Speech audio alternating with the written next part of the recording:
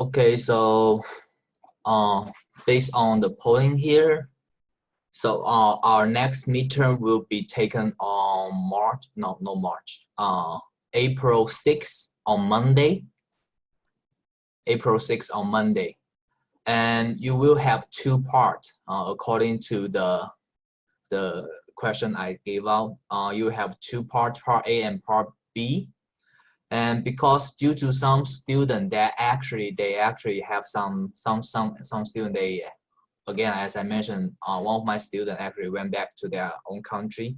So I'm actually going to open our midterm for actually 5 hours per window. So for example, if our first part will be taken on Monday, April 6th, then I will open the part A for midterm 2, beginning from 8 a.m. in the morning, and then the exam will be closed at 1 p.m. in the afternoon.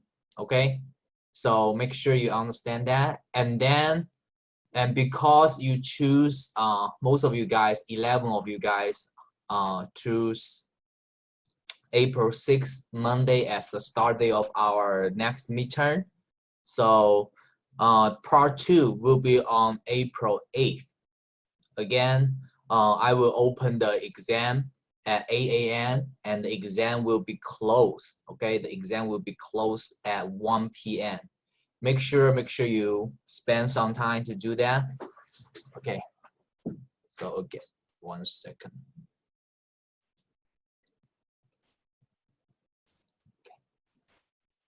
So I already shared this polling result to you. So you have two parts for the exam. It will start on April 6th for the part 1. The exam will begin at 8 a.m. and it will close, the window will close at 1 p.m. So it should be give you plenty time and enough time to finish your exam online. Make sure that you have your connect code and stable internet available for that time. Okay, and the part 2, it will be taken on April 8th. Okay, April 8th. You can't hear anything? Can anyone else hear me?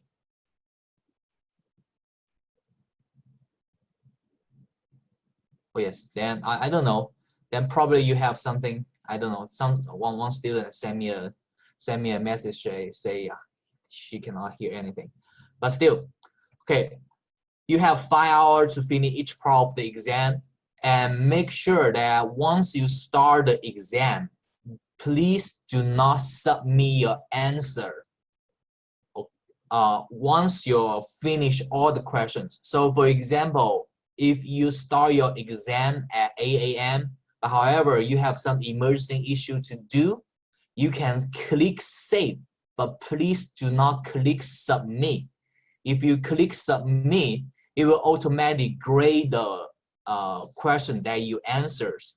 Okay, so you have 5 hours to finish one exam, but make sure that if you do have some emergency issue, for example, you want to drink a coffee or you have some other thing to do, make sure you save, not submit. You only have one chance to submit your exam answers. Once you submit your exam answers, you are not allowed to reopen the exam and not allow you to change your answers. Okay, so do anyone clear? Make sure that once you start your exams on April 6th for part A, make sure that you only submit your answers when you finish all the questions. You only have one chance to submit your answers, and once you submit your exams, you are not allowed to re-enter the exam. Okay, make sure you do that. So that's all the questions. That's all the thing I would like to do. I would like to say for the midterms. Do anyone have any questions? If you have any questions, feel free to ask in the chat room.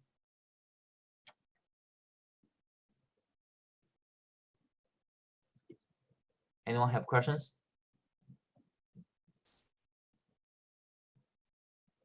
No? Are you sure? No? Okay, so today we're going to finish chapter 16. Last time we stopped here. In our last class, on Wednesday's class, we talked about a pure competition market model using the demand of the resource.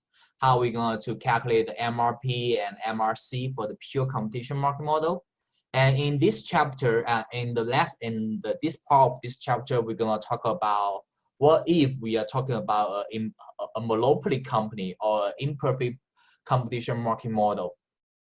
So, mentioned the major difference between the pure competition market model and the monopoly market model is for the pure competition market model, the price is different. The price, for the pure competition market model, the price is the same. So for example, right here, if we go back to the monopoly, you will see the price of the product, it will be always the same, or the wage will be always the same for the pure monopoly, for the pure competition, for the competition. But however, if we talk about imperfect competition or monopoly, you will see the product price, it will be different. Right here, you will see the product price will be different. So in order to calculate what will be the marginal revenue product, as we mentioned before, we need to using the change of the total revenue divided by the change of the labor. So this will be totally different compared to what we talked about before in pure competition market model. For the imperfect competition market model, the marginal revenue product, we need to calculate the total revenue first. And in order to calculate the total revenue, we need to using the total product multiplied by the price in order to get the total revenue.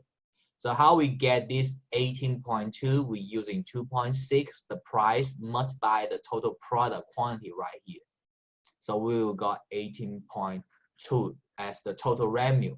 And how we get the marginal revenue product, we're using the difference between the total revenue divided by the difference of the labor in order to get this part.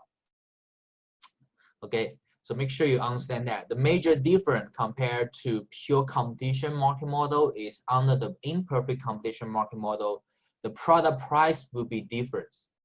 And because the product price will be different, so its wage rate will be different also. Make sure you understand that. And the next questions, okay, the next part, we already talked about this. Due to the law of diminishing return, the marginal revenue of the product, it will be always a downsloping curve.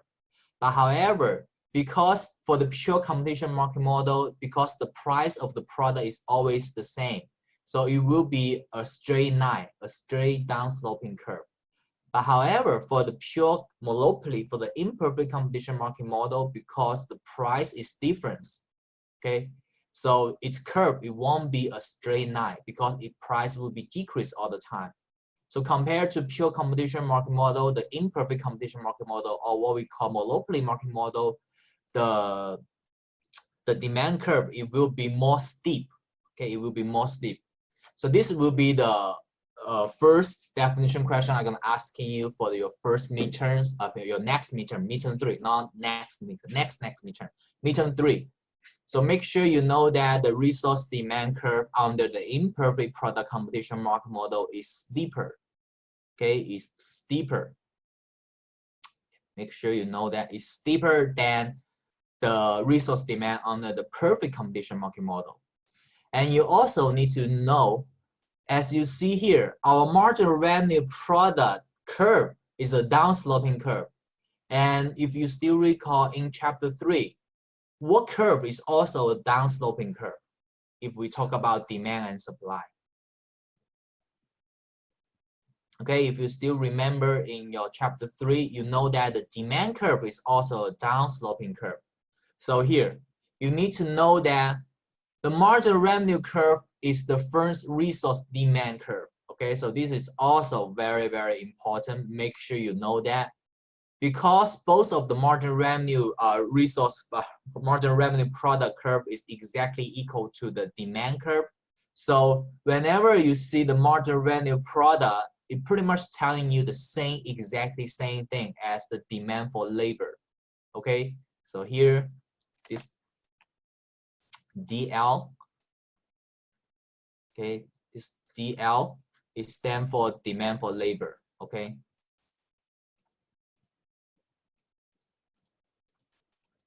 Make sure you know that. Okay. Okay. So once you know that, okay, next chapter, okay? How I clear all these things. Okay, so here.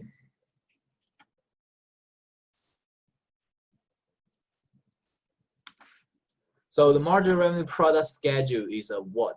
Okay, I already talked about this.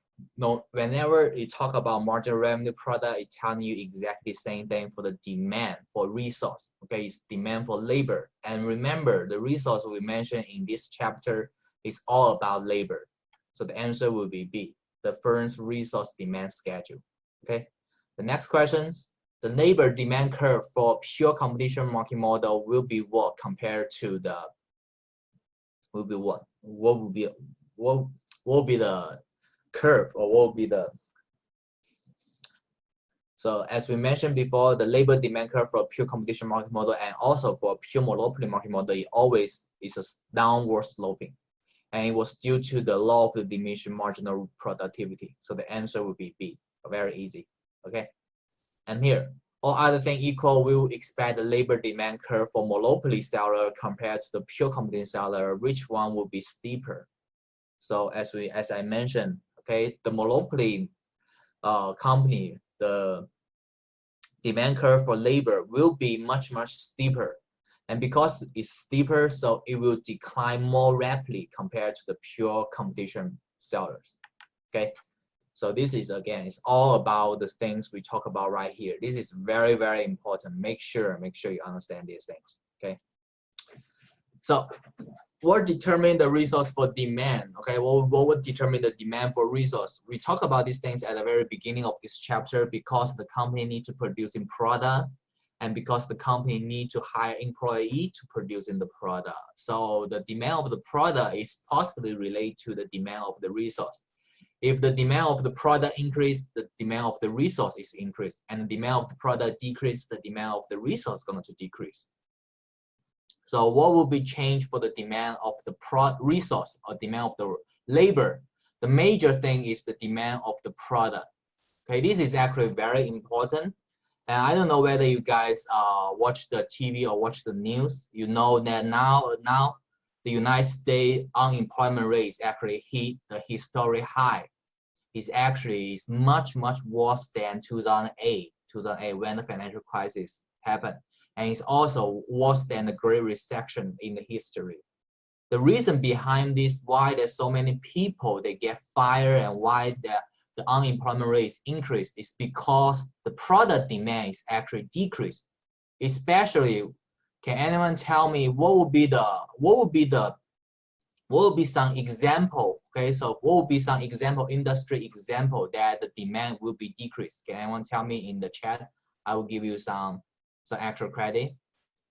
So what would be the industry you think the demand for product will decrease? So what would be the industry you think will fire people a lot during this kind of very bad situation? Just type your answer in the chat room, so I will give you some extra credit. So this is how I keep interacting with you guys. Yeah, construction. Yeah, pretty much construction. But it's not the industry that hate the most. Yeah, that's correct. Okay, restaurant, actually great. Restaurant is very good answers. Restaurant will be closed. Most of the restaurant will be closed. So restaurant will be the very good chance, a very good answers. For the retail store, I'm sorry, I don't think the retail store the demand actually decreased. I think the retail store actually, if you check Amazon and Walmart and Walgreens, those retail stores, they're actually hiring a lot more people because people need to buy a lot of things. Airline, that's correct. Okay, gym also correct. Very good job. Okay, and another industry we mentioned about it may fire a lot of people is the hotel. You see now a lot of hotel close their business. Okay, so this is all because the demand of the product or demand of the service decreased due to this kind of situation right here, the COVID-19 situation right here. Not a lot more people will go out to live in a hotel, and not a lot more people will go to a restaurant to have a dinner. So a lot of restaurant and hotel are closed. So the restaurant and hotel and airline and also gym, as you mentioned, okay, will take a huge hit during this very hard time. So this is actually a very good example for change in the product demand to relate to the change of the resource demand. And what industry, in your opinion, will increase the demand of the service and it will hire a lot of labor? What industry, in your opinion, during this hard time? Yes, very good job. Like a grocery store, like Amazon and FedEx and UPS. Of course, yeah, very, very good answers. Yeah, and again, very good answers also. Healthcare, yeah, health industry will be the most important, how to say, increasing in the demand for resource. That's the most demand for the health industry.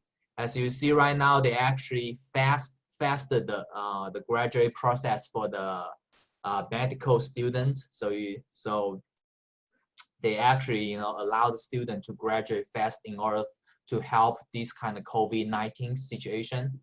And also, yes, food delivery and online retail. That's actually a very good job. Yeah, very good answers.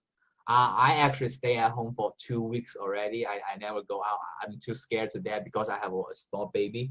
I order food on Amazon Fresh, and Amazon Fresh just stopped its service for Hampton Road area. So I use another app called Instacart to buy all my groceries. So you will see the increasing of the demand of the resource for the online retailer and the food delivery. Very good job. Okay, so I will pause the answer right here. And another reason that will change the resource for demand is the productivity. If the productivity going to increasing, then the demand of the resource will be increased. We're also going to talk about the quantity of the other resource and the technology advance and the quantity of the variable resource. We're going to talk about the detail of these things in the next slides. Okay, if you still recall, in chapter 3, we talk about one effect called the substitution effect. And we also have a substitution effect when we talk about the demand for resource, for the demand for labor. The substitution effect for the demand for resource is actually pretty much the same thing for the demand for product. The change in price substitution resource may affect the demand for the specific resource. The substitution effect tells us that the firm will purchase more of input whose relative price is decreased and use the less of the input which one the price is increased. So it's exactly the same thing when we talk about in the demand for product. So the substitution effect is actually very easy to understand.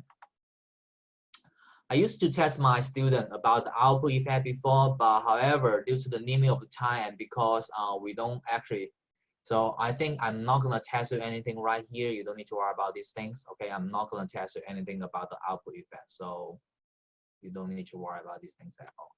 Okay. And the complementary resource, we talk about the substitution effect, and you do need to know what will be the complementary effect. We talk about these things in chapter 3 when we talk about demand for product. This is pretty much the same thing for the demand for resource. So I'm not going to spend more time right here. Okay, so this picture sum up of the substitution effect and the coupling effect. Okay, make sure you understand at least the substitution effect right here. Okay, so the company always going to hire or use the resource that have a lower cost in order to minimize their cost. I'm not going to test you anything about the output effect. Okay, so you don't need to worry about B and C right here. Okay, only the substitution effect. And here it gives you a very good example why the company going to increase their demand for labor or decrease their demand for labor. So they have 3 major reasons here. The change in product demand, for example, the gambling increasing in popularly increased demand for the worker at the casinos. The second one is the change in productivity, like increase in the skill level of physicians, increase the demand of their service. Okay, and the change in price of another resource. Okay, for example, increased price of electricity will increase the cost of producing aluminum and reduce demand for the aluminum workers. Okay, this is actually very easy to understand. So make sure, okay, I forgot to highlight this part. I do going to test you some definition question right here, asking you what happened to the demand of the labor if something happened. So make sure you understand that, okay? Okay, so the next, okay. Suppose the demand for strawberry, okay, so this is the kind of question I'm gonna ask you in the exam. Suppose the demand for strawberry rise sharply resulting in an increasing of the price of the strawberry. As it relates to the strawberry pickers, we would expect that what? Okay. So as we mentioned before, whenever we talk about the marginal revenue product curve, we are actually talking about exactly the demand curve. Okay. So whenever we talk about the marginal revenue curve, okay, this is exactly when we talk about the demand for labor. And you do need to know what happened to the demand of the labor. And because strawberry, the demand for the product increase, okay, the demand of the product increase, so it will lead to the demand of the labor will be also increase. And because the demand of the labor will be exactly equal to the marginal revenue curve, so it will lead to the marginal revenue curve, product curve, going to increase. And as we mentioned before, if we talk about a figure, whenever a curve is increased, it's moving to the right side. So the answer of this one, it will be A. You guys understand? So make sure you understand these things. This is actually very, very easy, okay? Very, very easy and very, very important. Make sure you understand that. Whenever we talk about marginal revenue, marginal resource product curve, we are actually talking about exactly the same thing as the demand curve for the labor. Make sure you understand that. I mean here, refer to the graph, all other things equal, a decrease in the price of a substitute resource will be cause of what? So in this case, it's talk about a decrease in price of the substitute resource. Okay, and the price is actually decreased. And because of a decrease in price of the substitute resource, what will be happen to the demand of the labor in this case? What will happen? Okay, because the substitute price is actually decreased. So the company, they're going to buy the substitute resource instead of this resource. So the demand of the labor in this case, it will be also decreased. Okay. And actually, I suppose not to asking you this kind of question because we need to combine the substitute effect and the output effect. Okay. So you don't need to worry about these things. I'm not going to test you these things actually. So you don't need to worry about these things. This is actually a little bit hard to come. Okay, so it's not required. So you don't need to worry about this. Okay, I'm sorry to waste your time. Anyway, so here, the occupational employment trend tells you what industry will increase their employment and what industry will be decrease their employment. So you will see, again, no matter whether there is like a COVID-19 things, the rise in employment in health service is always a trend in the future. The personal care increasing and home health will be increasing, and the biomedical engineer, the industry, the employment will be increased. The decline in employment is like the shoe machine operator, the post-service mail sorter, and the post-service clerk. But however, I think these two things, these two employment will be increased during this very hard time, the COVID-19 times. And here it gives you some employment trends for the target in 2020. Okay, so you can actually see these things at the end of this year, and you can find out whether this is actually telling you. This is actually what they estimate back in 2015, I think. They expect in 2020 the personal care occupation will be increasing by 70.5%. So you can, if you are very interested in these things, you can go actually to check about these things, check their number right now, find out whether they actually increase this amount. But I'm pretty sure all of these very hot occupation right now is actually increased a lot. And here is talk about the most rapidly decline in the United States occupation in from 2010 to 2020. Okay, like a shoe machine operator, like the switchboard operator, like shoe machine operator. Okay. I think I'm not gonna tell you anything about the electricity of the resource demand right here, so you don't need to worry about these things. We already talked about these things in chapter 6, so you don't need to worry about these things. Okay, so however, the electricity of the resource demand is pretty much the same thing as the electricity of the product demand. We're using the change of the quantity divided by the change of the price. And the decision rule is exactly the same thing as when we talk about the electricity for the demand for product. When the electricity we got is larger than 1, it's elastic. When it's smaller than 1, it's inelastic. Okay. I will only test you one question right here, talk about the determining of the electricity. Okay, there's 3 major things that will change the electricity. Okay, the first one is the substitutability. Okay, I'm sorry. Okay, and the second one is electricity of the product demand, and the third one is the resource cost divided by the total cost ratio. Okay, how I'm going to ask you? I'm going to ask you what happened. What would be the electricity of the labor of the resource, whether it's elastic or inelastic, due to these 3 reasons right here. So you do need to know that 3 reasons that will change the electricity for the demand for resource.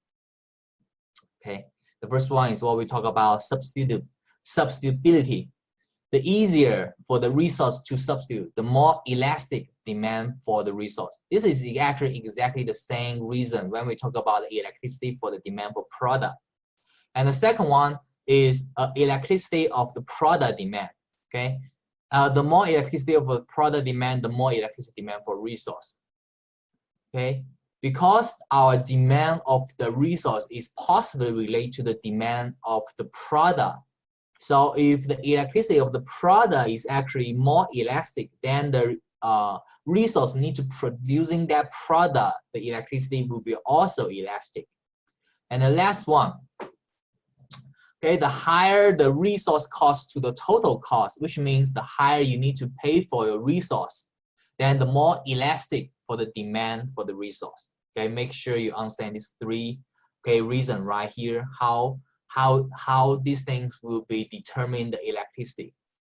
So the question I'm going to ask you will be this. So suppose the labor cost to total cost ratio in industry A is 82%, while in industry B is 21%. All other things equal, the labor demand will be what?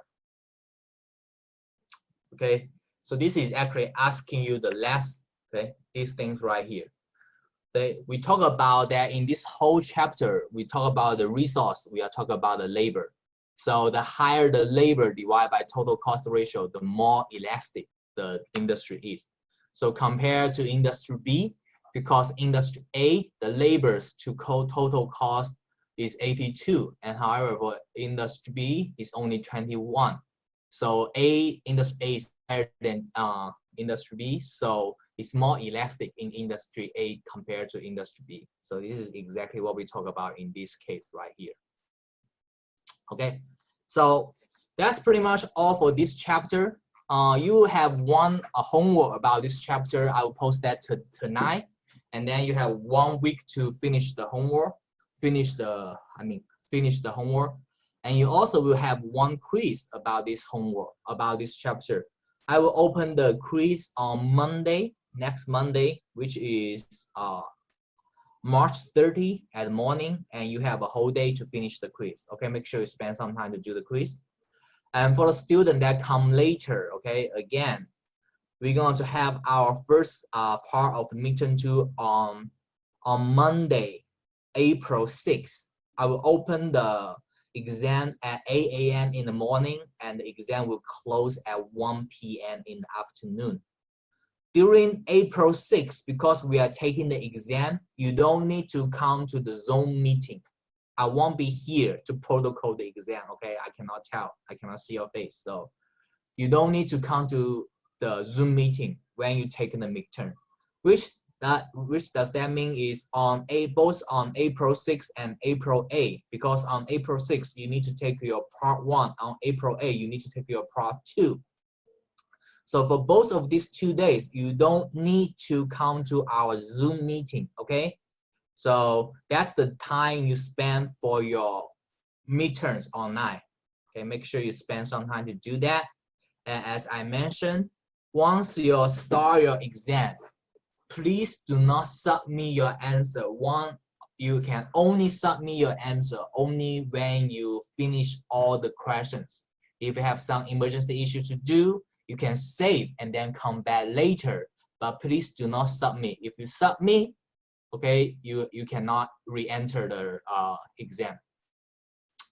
Okay, and now because we still have some time, some students send me an email saying my handdrawing is so bad, so I'm thinking about let's play a small game right here. A very, very stupid small game, okay? I will give you some extra credit if you answer this game, okay? This is how I interact with you. Okay, so I draw some company logo on the blackboard. And if you can guess the company name and you can type it on the group chat, I will give you some extra credit, okay? Are you ready? Everyone ready? Okay, so, okay, here. So if you guess, I'm sorry. Oh, very good job. Oh my God, you guys are amazing. Okay. Yeah, this is like coaster, okay? Very good job. Okay, my handwriting is so bad. Okay, so this is the first one. I see Mo is the first one who answered this question correct. Mo, I don't know what's your full name. Can you type your full name? Okay. What about this one? What about this one? I need a name. I need a name. Ralph Lauren, that's correct. And what about this one? Yes, American Eagle. Okay. Okay. Okay. Okay, here is a hard one. What about this one?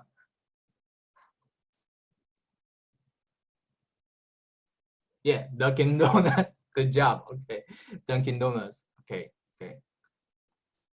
What about this one? Yeah, Pringles. Good job. Okay. Okay. Here is our last one. What about this one? Not last one. Yeah, Taco Bell. Good job. Good job. See? What about this one?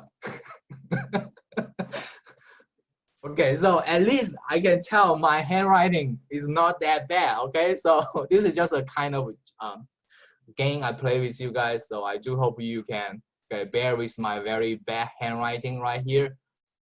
So for the student who answered this question correct, for the first 3 students who answered this question correct, I will give you some extra credit. Okay.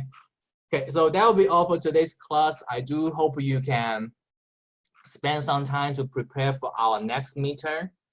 And you will have one homework that I will post on Blackboard today.